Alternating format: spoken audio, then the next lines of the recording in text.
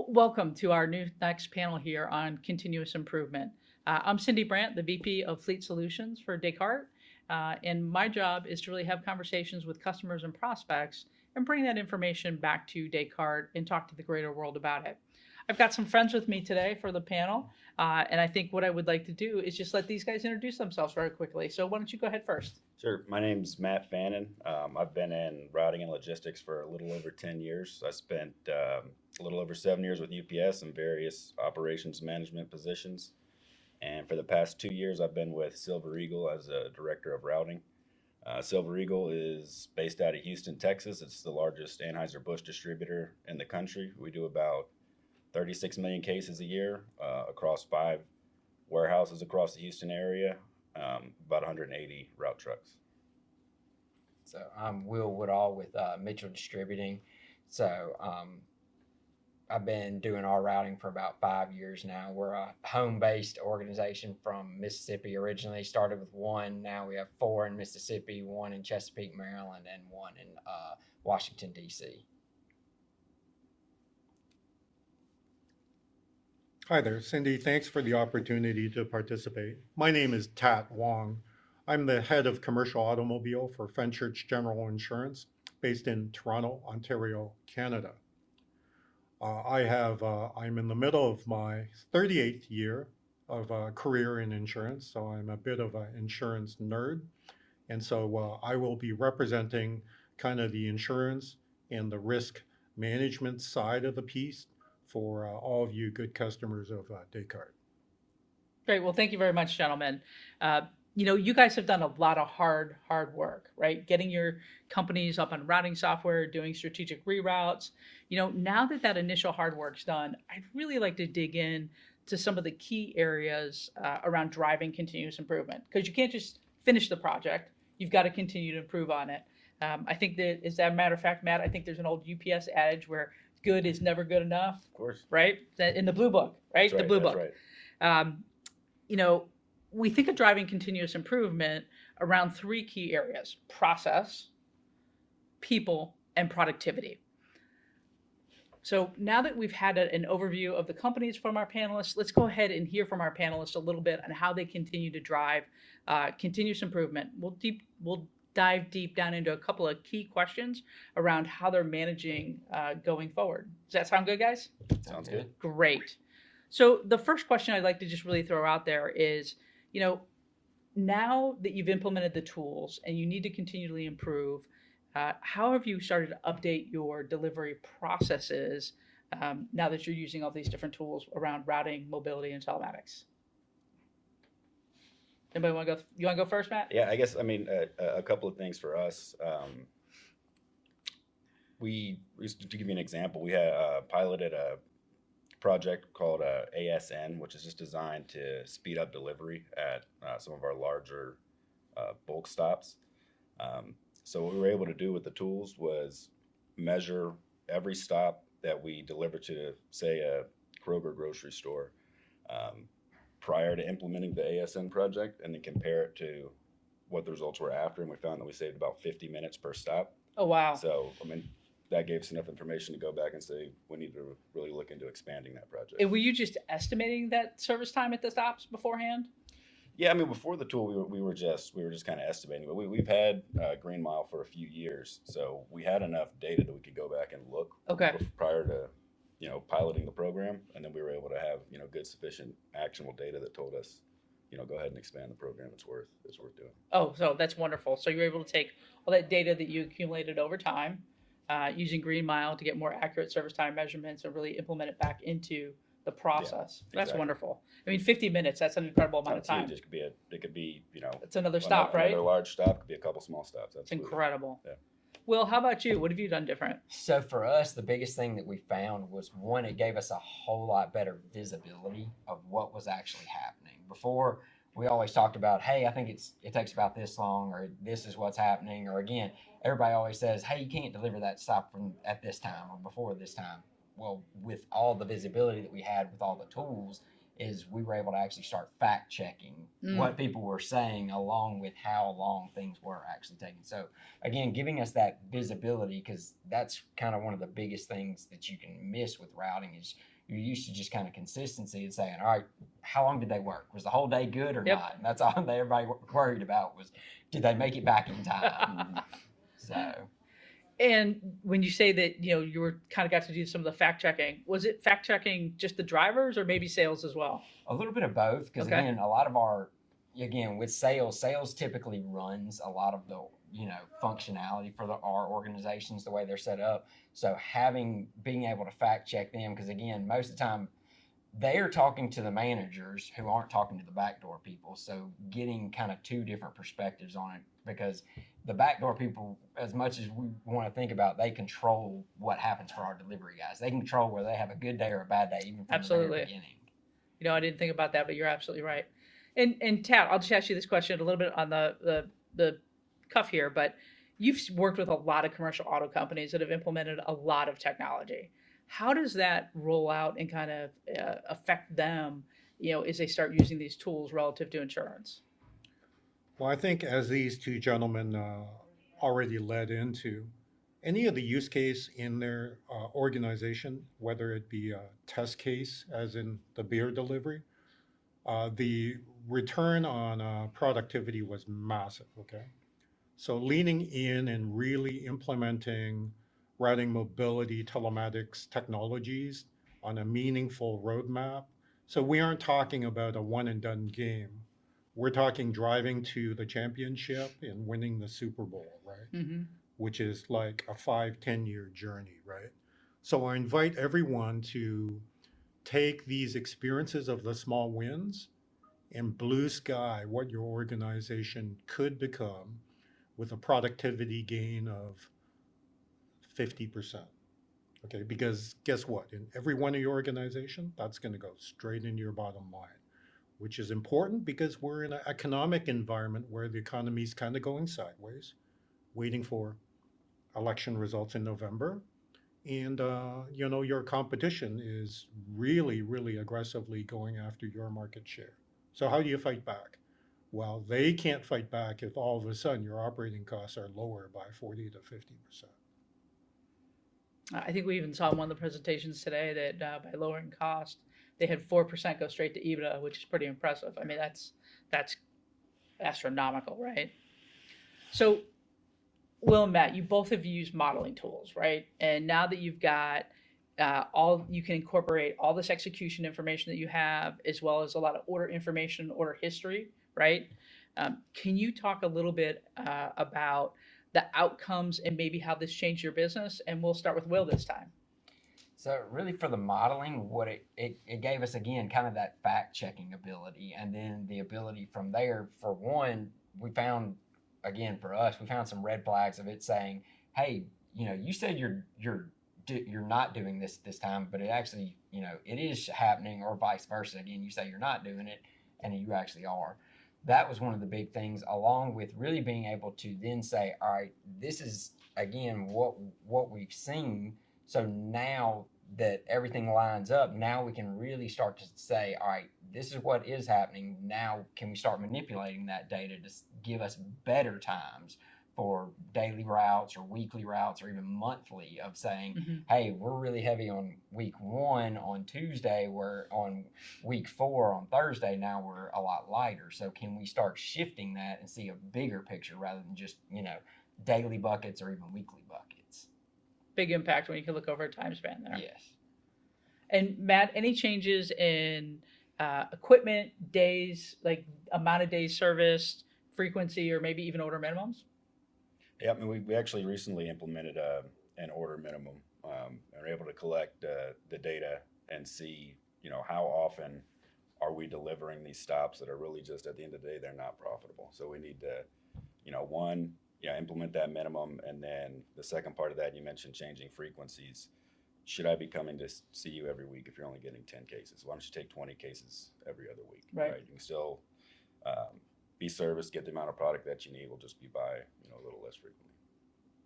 It's amazing once you have the data and it tells the story, the strategic change that you can drive in the business. And when you just think about, I think this is the way it works. It just doesn't compare once you actually have all that actual data and it's telling that story right in front of you. So I applaud you guys for really using that data. That's incredible. Um, so the next area I want to talk a little bit is the delivery point, right? How do your operations change? You are creating a plan, you're monitoring the execution of the plan, you're now using this data to make great changes within your organization. Um, Operationally, what do you think are the big changes that have happened within your organization? Well, I mean, I think one piece is like I mentioned before with the ASN pilot program. I mean, that's one thing that I think we're going to really go a lot further on, not just with that in general, but it allows us to, try to be creative and try to do things that we haven't done before, and we can kind of do it on a small scale, and we can know that we can rely on the data that we're getting back to help us make informed decisions rather than just, rolling with it and hoping it works out. But is a part of that also, you can trust the data because you've changed some of your operations to keep that data really clean as well? Well, I mean, the tools definitely help us keep the data a lot more clean. It helps help us drill down to a more, to a smaller level as opposed to just looking at all C stores in general. Okay. I can see that this Circle K on average using the service time tools takes 2 hours to service, on average, whereas the one down the street does the same amount of volume, but it only takes an hour. So that can feed back into when we're doing daily routing, strategic routing, to give our routers the confidence to know that what they're putting on the road is feasible and is around what we want to plan for the day for a driver between 8 and 10 hours. Perfect. And Will, any big changes or visibility in? You talked about visibility earlier, obviously, but any other big changes operationally that you're making now? Again, the biggest one really for us is it gave us the ability to, how I said before, fact check. Again, whether it was, our problem is, again, looking at each individual retailer, you can say that something can or can't be done at that time, and then overall in that route, what piece of that does that have? Well, having the whole visibility and everything gives you a way to fact check, one, that retailer specifically of time, but also the time window that you've given, and then how does that affect the entire route for that day, and then even greater for the week in those kind of instances. So that was kind of the biggest thing for us. Okay, very interesting, very interesting. The next question I want to ask about is expansion.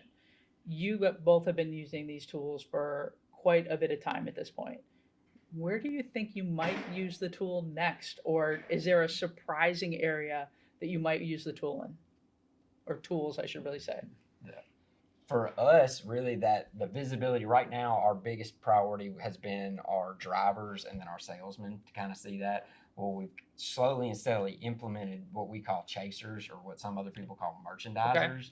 And so they don't have as strict of a route, but then they're also kind of that gray area where, did they help that truck this day and not help that truck the next day? So us probably pushing it down to them so we can actually see, were they at this stop? How long were they at this stop? So then we can have a better saying of, all right, the truck was only there for 10 minutes this week, but this week it was there for 30 minutes. What was the difference? What happened? And we can say, oh, it was a merchandiser that helped. So overall, this stop should take 30 minutes, whether that's the merchandiser by itself or the truck by itself. It'll be really interesting to see those time relationships really expand in the future. Interesting. Matt, how about you? I think one of the things we had worked on recently was planning more towards service times using the data that we've gotten. Okay. Historically, it's always been, we know that this truck can take 10 stops or this truck can take X amount of cases. Well, yeah, but at the end of the day, really what matters is how long are they working, right? I mean, Correct. Maybe you overplan them a little bit because those are easier stores. They can get off a lot more volume than we had originally thought. Maybe you have to even underplan a truck a little bit because he's got more difficult stores from a capacity standpoint, underplan them. But knowing that you have good service times to work off of and planning to that, it takes a lot of the guesswork and a lot of the errors that can happen and when planning. How about acquisitions? Either one of you using the tools to model acquisitions yet? I'll say not as particularly. So again, usually when we do start having the talks of acquisitions, then if we could start getting that data, we start using it. I'm sure again, with us expanding to 4 locations in Mississippi and in Chesapeake and in DC, acquisition's kind of always on the rise. So again, for us, learning through each one of those locations that we already have gives us that way to better understand, all right, if we do have acquisitions, what do we need to do at that point? You know, what kind of information are we going to need to get the best information for that team that we're acquiring? Information, process, and scalability is what I just heard out of there. Yes. All right, perfect. Tat, can you speak to me a little bit on how companies can leverage risk reduction strategies when using routing, mobility, and telematics tools? Well, absolutely. Thanks, and that's a great question. But just to add on to Will's earlier answer, right? In the mergers and acquisitions world, as national practice leader at Marsh & McLennan in Canada for transportation, I vetted and helped from a risk management standpoint look at a lot of M&A deals, obviously under NDAs, so I can't speak publicly to that. But part of the process is if you're looking for those data streams and it's baked into the RFP, you can determine whether from a data analytics technology part of things, whether that M&A is a good fit for you. And a number of the successful bidders on those RFPs that are my clients in that time did that. And then so the marriages have stayed intact and if anything have helped them to scale an incredible amount of growth because of the alignment, right? Once you have the data alignment and a cultural alignment, you're pretty close to a win in the M&A space, right? So back to your question, just talk about, from the risk management perspective of how organizations can embrace that. I think it's important for everyone to, as a culture, see that productivity increases, risk management, safety, not having accidents, continuously improving, drivers, backdoor guys, warehouse guys, continuously improving, right up to the terminal manager or their supervisors, continuously improving, right up to the CFO and CEO, right? So I think culturally, every organization needs to have that buy-in that we're focused on operational excellence, okay? Because by doing that, we can provide a great lifestyle for you and your family. We can provide great career opportunities for the local communities, right? Like how many of us are struggling to get good drivers, right? We don't need to get good drivers if we can get people interested in entering their driving screen, and we can use telematics to help them craft a career as a professional driver. Because with telematics, we can tell them, look, your heart's stopping all the time, okay? I can guarantee you in the next 6 months, you're gonna have a rear end accident. I can guarantee you in the next 3 years, I will be sued because of you, right? So managing a driver from that perspective, managing everyone in the organization with that amount of accountability is really, really key to how we get the best value out of, routing, mobility, telematics, right? And the accountability really, really has to really start from the top, right? And for you guys, I'm so excited for you guys because as you lean into using more and more of the areas at Descartes that can help you, you guys are going to be the winners, right? There are going to be other guys who are bankrupt. There are going to be mom and pop shops that you guys will buy out. You guys are going to be the winners. I love that perspective. And especially the fact that, if you can use the tools to minimize risk by enforcing, how to train drivers to be safer, right, out on the road. So I love that perspective. Yeah, and I'll just add quickly on the drivers. What's funny about the drivers is all of us are competitive by nature.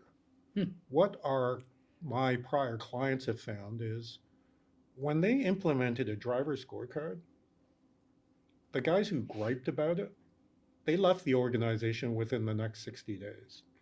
The guys who stayed and just grumbled about it, 6 months later, they were in the driver break room saying, hey, Will, you got 98 last week. I got 97. Any tips on how I can get to 98? Because everyone's competitive, right? Exactly. You drive a truck, you want to know how to get better. And if you don't want to get better, it's time for you to help that driver have a career change. All right, so we talked a lot about process in this first section. In the second section, I'd really like to talk about productivity, right? So when I think about continuous improvement, again, I always go back to process, productivity, and people. Optimizing your routes on a strategic or daily process creates obviously great efficiencies, right? How do these efficiencies manifest themselves upstream to the warehouse or maybe out towards drivers? Do you have any thoughts on that, Matt? Well, I'd say for the warehouse, one thing the tools helped us with is helping them prioritize what to build. Typically, we'll just send down, the orders for the day, send down the trucks, build the routes, and they'll start picking and building, and just kind of go with the flow. Now, what they have is the ability to see estimated return times back to the building. They can actually prioritize what they're picking and building, so that as soon as that vehicle gets back to the warehouse, they're able to load it, keep the product off the floor, and have the trucks ready for the next day. And I bet it frees up a lot of space in general. Yeah. I mean, picking a truck is a big deal. Yeah. It's a big footprint on the floor there. Mm-hmm. I never really thought about the fact that it would be so important to know who's coming back when, and being able to really time those loads so they're picked. It's almost like just-in-time picking, right? Yeah, It's kind of fun. Exactly. That's a lot of fun there. How about you, Will? I would say similar to what Matt said, again, kind of having the same business practices. For us, it let us kind of start planning which routes they needed to start picking for our day pickers. And again, it even helped us to start scheduling. All right, if we know that most of our trucks aren't going to get back till 1 o'clock in the afternoon, instead of always it being at 4 o'clock picking start, we can say, all right, at 2 o'clock we can start coming in because we've already going to have loads ready and trucks to start loading. So it helped us prepare that, along with I guess just having that better visibility for us. Interesting. Yeah, I don't, and I think that this is maybe one of the areas that people don't think about when they start to get into routing, or even just strategic planning to create better territories and routes. That there's so many other things that lean on to that kind of as well. Interesting. I love it. Tat, could you speak to us a little bit how risk management has the potential to reshape productivity in various job functions? So, Matt and Will, thank you. You did 90% of my job, right? Because in your world, we've seen how you can pivot from just one of America's largest Anheuser-Busch distributors to just-in-time delivery of preparation. So your backdoor warehouse guys are now on the ball. Their productivity is going to be that much increase because there's not going to be that downtime of sitting to wait for the upstairs office to send down the pick loads. You can probably apply a bit of predictive modeling to that so that their work stream is consistent. So the other thing that I don't have in Canada that I just had a light bulb moment on is just imagine the savings on your work comp over time. So now you aren't going like, 2 o'clock is when management sends the pick orders, right? All the warehouse guys are working their butts off. Next thing you know, a guy gets run over by a forklift, downtime, accident, productivity loss, all of the bad stuff, right? So instead, now you're able to help your warehousemen people have a better lifestyle. Yeah, they're working hard, but you also aren't endangering their safety from a work comp perspective, which then helps your work comp insurance be that much more cheaper because now you get discounts off of the state level because now you're safer than that, right? So like you guys have answered the question already for me, right?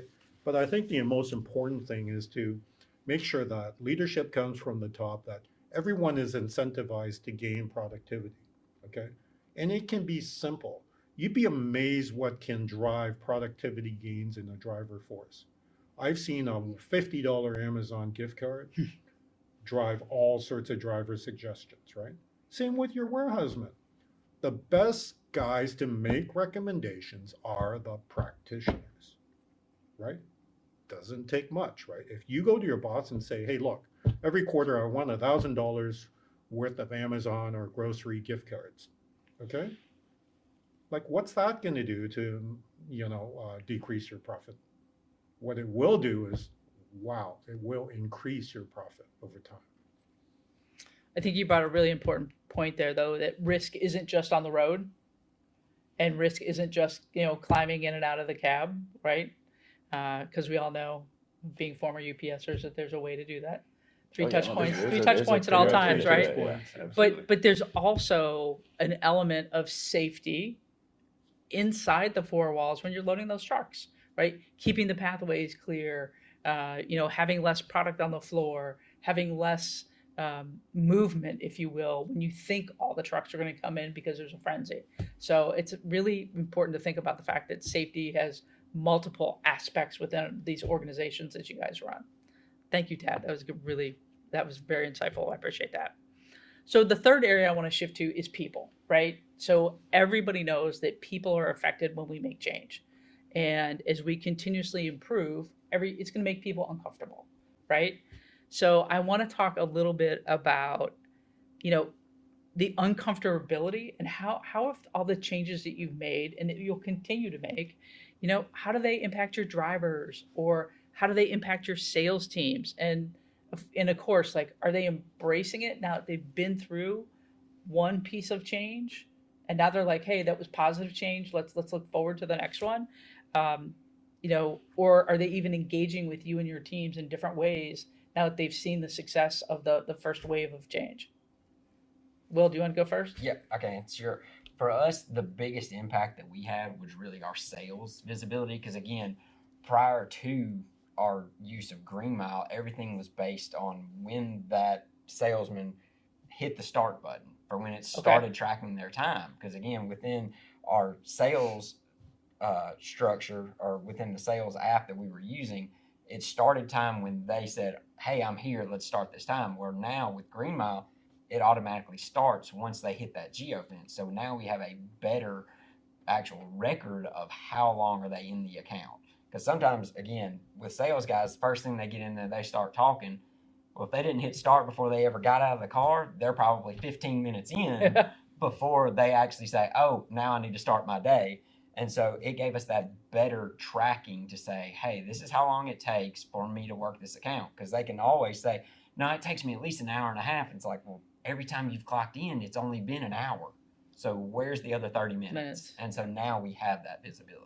And is it important to also be able to plan the appropriate amount of time for them in the account? Because I've always heard things about time to sell, right? Yes. People like to talk to their rep, right? They have a relationship with their rep. And if you're trying to tell your rep that, hey, you should only be in there for 15 minutes when it takes 45 to sell that account, I mean, that's a good visibility thing to have, right? Yeah, it is. Because again, it gives you that thing of us saying, hey, it should only take you 15 minutes. Why is it taking you 45 minutes? It's like, well, every time I'm in there, they talk to me for this long. So then the question is all right, are we wasting time by you going in there, or is there somebody else that we can send, because they can just go do what they need to, and you can make a phone call to talk with them later? Or again, somebody else comes in and pulls the store while you're talking to the manager. It gives us that visibility, so then we can make those better decisions. I've always heard that there's a real fine balance of being able to get the right amount of time in the account. Super fine balance. Yes. So Matt, how about you? How has this impacted your drivers? For the drivers, those that do their job well, they like it, right? It can validate, potentially validate some concerns they may have with, hey, you overloaded me. I was too heavy. Can we look at making some changes? And you can go back and look at the tool and see, yeah, I mean, at the end of the day, we did plan you for an 11.5-hour day. We'll take a look at it and adjust it. Those that don't do their job, they may have worked 11.5 hours because they spent 3 hours at a coffee shop and that never happens. Weren't delivering, right? Yeah, exactly. But it's a validation tool that we can then go back and have conversations with those drivers. We can have conversations with HR if need be. You hit on one thing there about the balance of the day, right? Do you find that now that you have routes that are better balanced for your drivers, that you have better driver retention, or maybe even better driver recruitment? I mean, retention for sure. Okay. Yeah. One thing the drivers will always do is kind of look and compare with their buddy. Absolutely. Hey, you only have 500 cases today. How come I have 750 cases? Right? Well, because you drove Yeah. 25% miles less. Yeah, right, exactly. But at the end of the day, they have access to those planned service times. We do a good job of creating balance across the fleet. So Sounds like it at least creates healthy discussion. yeah, no, for sure. That's great. That's wonderful to hear. So how about your teams? Have your teams changed? So your routing and strategic planning teams, have they changed at all now that you have been modifying your delivery process, or maybe even the merchandiser teams or the chasers, right? I mean, has there been any drastic staffing changes as a result of using these tools and making things more efficient? For us, really what we've kind of seen is that implements or more push towards what we had implemented and talked about earlier was our helpers, which was basically somebody that was in that truck all day, every day with the driver. Now we see that there's a better utilization for them if they can actually move and kind of either follow along with the driver or be ahead of the driver so that they can go ahead and pull the store up, merchandise it, get everything where it needs to be. And then as soon as the driver hits, everything's checked in, they can start pushing product throughout the store a whole lot quicker. So it's kind of made us transition more with somebody that sits in the truck and then helps along to actually somebody that's helping in a whole lot more capacity. Wow, you've really uncoupled that helper and increased the productivity and efficiency probably threefold at that Yes, point. very much so. That is a really interesting insight to be able to pull out from that data. I love it. How about discussions with data, right? So now, I mean, everything we touch outputs data these days, right? Whether it's our phones, whether it's the routing product or the execution product. Are you prepared now to have better discussions inside your four walls with more meaningful data? Yeah, absolutely. I mean, for us, coming into the industry only about 2 years, right? A little over 2 years. Everybody in the industry seems to run kind of static routing. Seem to be the norm, just because Super the consistent. relationships are important. Same driver, yeah, same customer. driver, same customer. Well, we've able to, when coming in, it's like, well, everybody knows dynamics more efficient, right? So what we're able to do is take the data by running more of a hybrid approach and actually show that we're planning. For our results personally, it was like 8 to 10% fewer miles. So that.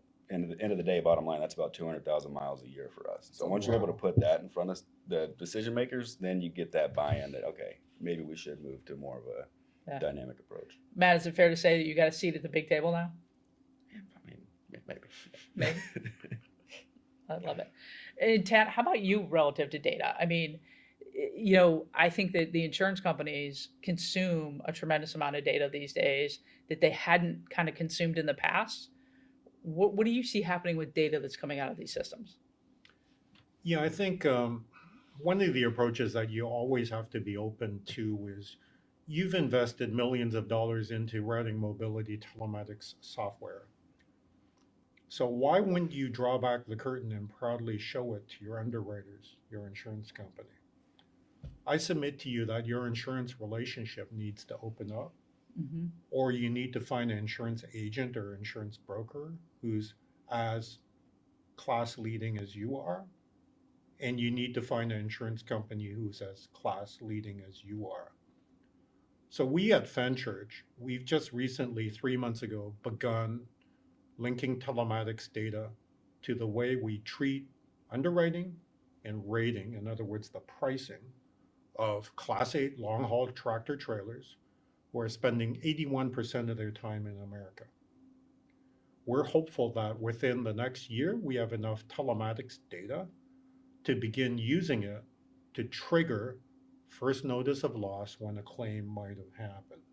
Okay, so we register an event where they have pulled 4 Gs of deceleration force, potentially impacting something. That email automatically pings our US attorney for litigation protection purposes, pings the safety manager of that fleet to say, hey, look, I think Mark over there might have had an accident. Better call out and see if things are okay, right? And we feel that by doing so, we're going to close the gap of being able to deal with claims in a much more forthright manner. Because what happens to a claim that you don't know about? It just gets worse, especially when the third party attorney serves you with papers and you don't even know about the claim. Okay? You try to answer to the questions at the big table about that. Not a very comfortable experience. And I will add that that makes the journey for the driver that much more comfortable, because I can remember 15 years ago, I had advised a client to begin to put dash cams in their vehicles. This client said, okay, I have 50 trucks. I'm going to order 10 dash cams, put them in my 10 most cooperative drivers, and see how it goes. Okay? 2 weeks later, client calls me back and he goes, you wouldn't believe it. I go, well, what happened? He says, we're on the 401, one of the busiest highways in North America. This private passenger vehicle comes careening off exit ramp, cross 3 lanes, spins out in front of our truck, so our truck T-bones him, and then now he's facing windshield to me, and our truck overruns his hood. Ooh. So the officer shows up. No one died, amazingly. Officer shows up, interviews the car driver, comes back to the truck driver and says, you know, that was pretty bad driving you did back there. I'm going to write you up for 3 demerit points. And the truck driver goes, so officer, before you do this, can you watch this video? Officer did that, put away his ticket book, walked back to the private passenger guy, started dressing him down like really loud. Okay? So exoneration. 2 weeks later, that same customer says, I need cameras in every truck. What changed your mind? Driver exoneration. Because the science says commercial automobile drivers, truck drivers, are vast majority not at fault for the accidents that are on the road, okay? So that'll spread like wildfire, right? And of course, the first notice of loss application, that's right now my pipe dream. I'm hoping by next year, it'll start actually to happen for our clients, right? And when we're able to see that data sharing, I can look at Will's data, I can look at Matt's data, and I go, wow, you guys are best in class. So me as an underwriter, am I going to bring my sharpest pencil or a really dull pencil? Do I just mail in, a high quote? So what you're doing is you're beginning to help the insurance costs of your organization, and you help the insurance costs, you're helping all the organization's ROE, right? Yeah. That's perfect. And you alluded here to, cameras, right? Everyone thinks risk management's about cameras. That's the first thing that comes to mind. But the reality is that there's a lot of other in-cab technologies as well. What would you tell people to create change and how drivers perceive all this new in-cab technology that's out there, Tat? Well, gone are the days where Joe would complain that he doesn't want a inward-facing dash cam because he doesn't want anyone to see him picking his nose or eating the banana while he's driving, right? Because early days when I was seeing a demo of a dash cam, that's what they showed in one of the clips, right? So modern state-of-the-art cameras are really not cameras per se. So first of all, the misconception is you're capturing video all the time. That's not true. Any of these digital AI cameras only capture video in a cached way, only to be able to rebuild when there's a critical event. Okay, driver speeding, lane change inattention, hard braking, all the critical events that cause the most major accidents in our world, right? So what they are is they aren't cameras like that wonderful camera there interviewing us. They are actually really, really detailed data collection devices. They can help see danger in terms of stop signs, the lay of the land of the road, posted speed limits, other unanticipated dangers. Like how many of our drivers said, Will, I'm really sorry, that accident was caused by the black dog that ran in front of our truck. Like, how many black dogs are there across North America, right, guys? Right? Okay. So now we can see that from the visual standpoint and also, more importantly, from the AI perspective. I just personally picked up a brand new Toyota Prius Prime, and even the ADAS on that is just remarkable, right? So imagine that amplified into your commercial world, right? And what that has is, Matt, you shared earlier on that it's really helping you with driver retention because your driver lifestyle stress is much lower than your competitor. I submit to you that when it comes to young drivers wanting to find that good career, because let's face it, you're offering them a good career, right? You're offering them pay scale that's above the poverty limit, above the average for the state, right? Sure. Just to do an honest job with nothing more than a high school education and perhaps a commitment to driving as a profession, right? So how many high schoolers would want that? So emerge from their cave in the basement of playing video games to play the video game of driving down the highway, because we can gamify that using telematics and data. Well, this has been great, guys. I mean, I think that what I heard today is, number one, you have to create a plan, right? And you use the best data that you can to originally create that plan. Two, you need to monitor the execution of the plan. And you've used a lot of the Descartes tools to get incredibly accurate execution information across multiple modalities. And I think for me, that's one of the big things is it's not just delivery, it's merchandisers or chasers, it's also the salespeople. I mean, it's a lot of incredible execution information. And when you get that execution information, you can then tell a story that truly drives monumental change in the organization. And it drives so much change that there's an opportunity to continually drive change in the future. So thank you very much. I appreciate all three of you joining me for the panel today. For me personally, it's been incredibly insightful, and I made 3 great new friends. Thanks So for thank having you us. very much. Thank you. Thank you Thank for you. the invitation, Cyndi.